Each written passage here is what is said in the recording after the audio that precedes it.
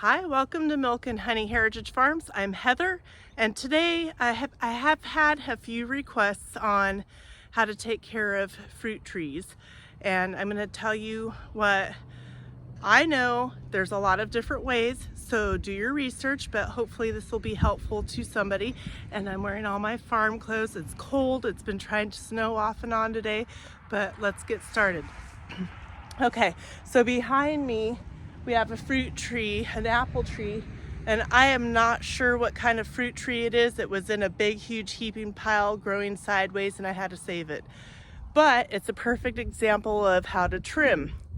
So when you want to trim your apple trees, you want to do it in the dormant time of the season. So the coldest part of where you're from. And so that means all the leaves, there's no flowers or budding going on, so it's when it's kind of like asleep, and that's when you want to trim it up. A lot of times sometimes people top trees off, meaning they cut a whole bunch off of it and it takes a long time to grow back. Some older trees and plants sometimes can die from a huge cutting like that, and that's what you want to avoid. So somewhere between 8 and 10 inches that you want to cut from the branches down is what you'll typically do during that cold season, and that's when you want to do it, so that way in the spring when the buds are coming out and the flowers are coming out, they have time to do their thing. So I'm going to show you a couple other things.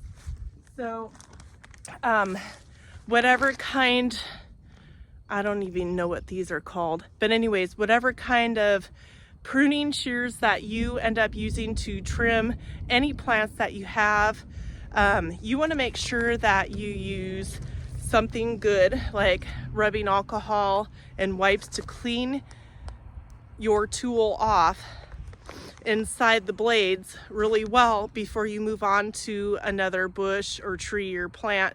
Why? Because that tree or plant may have a bug or some kind of a disease that you're unaware of, and then you just spread it to another one. Just good advice and a good habit. So cleaning those before you move on to another tree is good. Okay, so let's see if I can do this. I brought my tripod out here, so let's see, so I can give you some examples of ones. So first of all, you're gonna go around and you're gonna trim off somewhere between 6 to 10 inches down, and you're gonna cut it at an angle, okay? And then another thing to look at, let's see if I can find some good examples. Let's see. You just kind of go along and you trim it 6 to 10 inches down, and instead of throwing these cuttings away, just stick them in a jar of water until they root, and then you can plant them in some soil for some starts for another more trees. Okay, let's see, I'm trying to find, okay, here's an example. Oops, sorry, trying to see if you guys can see, so be patient with me. There is a branch right here. Can you see it? And it's growing straight up. You don't want any branches growing straight up on some of the thicker ones. Why? Because if they grow straight up and they get fruit on them, they're gonna bend over and crack, and you don't want that. So you're gonna wanna, well, I can't do it one-handed. Anyways, you get the gist. You cut that off. This is an older tree. Okay, any branches, you can probably see this right here where they're crossing over each other.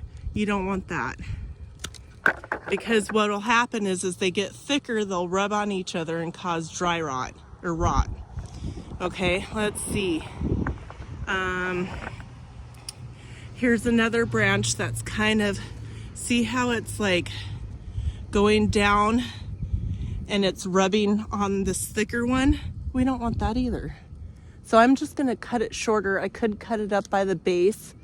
It's all up to you. If you cut it shorter to hopefully get sorry guys, it to grow at a different angle. Now you can see after this growing season if it's still gonna grow out towards to where it's rubbing on it. You might want to cut it close to the thicker part of the branch. So the ones that are going, so go around, trim all your 6 to 8 inches all the way around your whole tree. Then you go and you look for the ones sticking straight up, those you cut, and then any ones that are crossing over, like see this one, it's starting to grow, and this spring it's going to get thicker, and this branch, they're going to rub together and you're going to have issues. Okay, cut that off. Okay, so that's all you do, 6 to 10 inches, cut them off, save them, put them in water and root them if you want to. Cut them at a little bit of an angle down like this. See that? Okay. Okay, and then when you have first year trees, you're gonna wanna water them every 2 or 3 days, depending upon how hot your area gets. Make sure you're watering them for the full first year because they need to get the roots spreading out and down in the soil. And then as they get older, the roots will go down deeper to get minerals and things like that in water that they need. Every spring we use a compost, and we put compost about 2 inches, about 3 feet in diameter around the base of the tree. And that'll give it some extra nutrition. And you want to do that before the flowers come out so that the flowers have enough energy to grow the fruits that you're getting off of your trees or any other plants that are maybe just flowers. Okay.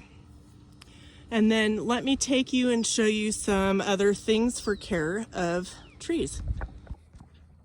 Okay, this tree isn't a fruit tree, but it is a cherry blossom tree, but we're gonna pretend that it's an apple tree because I don't have what you call suckers. See these down here? These are called suckers. They will not grow fruit. So if you cut them off and you try to grow them as a fruit tree, you won't get fruit.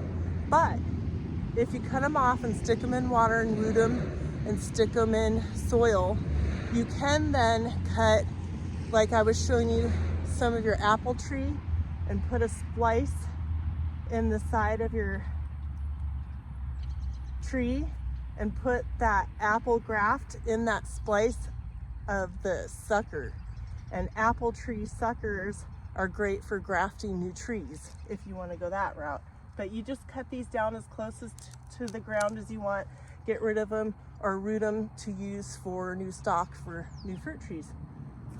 So there's that. And even the cherry blossom trees, will top dress it with compost. You can make your own compost or bring it in, whichever way that you can do it, but it's good. Also, for all my fruit trees, I stick Job's tree fertilizer stakes in. There's directions on the back of it how far away from the base of the tree to stick those in. I do that, and then I do the 2 to 3 inches of compost for the trees. What else? Dependent upon if you get dwarf, semi-dwarf, or rake full-size fruit trees, the space to see what the spacing is between each tree. Ours are semi-dwarf, so we did 30 feet across from each tree. And when you dig your hole, you want to dig that whole 3-foot hole, take some of that existing soil out and put some good compost in there before you plant your tree. And you'll want to, when you put the soil in around the roots of the new tree, you want to get your fingers in there and make sure that the soil is getting up underneath all the roots, because you can have air pockets. Does that make sense? So if you just toppled your compost, I'm gonna fall over. If you just put your compost on, stick it in the ground, put your compost on, your soil's gonna settle in those crevices eventually and then sink. So you want to use your fingers and be gentle with the roots and just kind of put it in there. You don't want to pack it tight, like don't push it real hard, but a gentle push, and then do a 3-foot diameter. You can top dress it with mulch.